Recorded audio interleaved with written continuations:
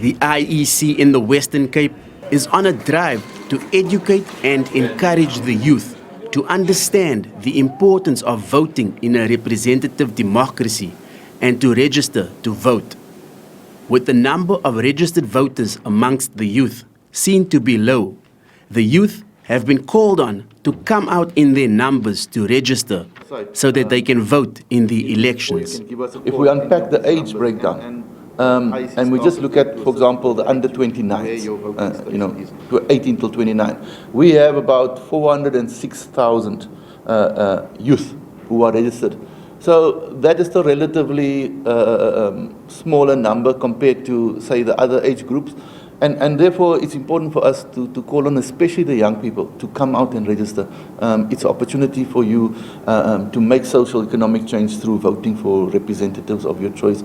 The IEC conducts regular outreach programs to encourage the youth to vote and play a part in South Africa's democracy.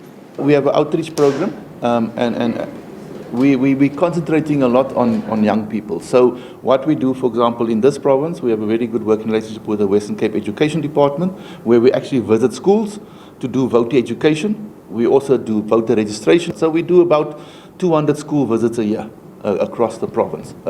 We also have an initiative with tertiary institutions.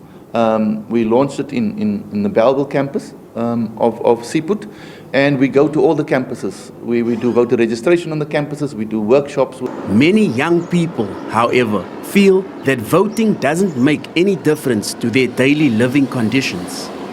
This is what some of them had to say in Langa. When us as a youth, most of the time we gather together, we sit together, it's slim chances whereby you will find us speaking about voting, motivating each other. So it's really a huge gap between, there's really a huge gap between the youth and the government. There is a bit of me that says there is no need for that, because there are promises that are not fulfilled. Also, there is a lot of what we call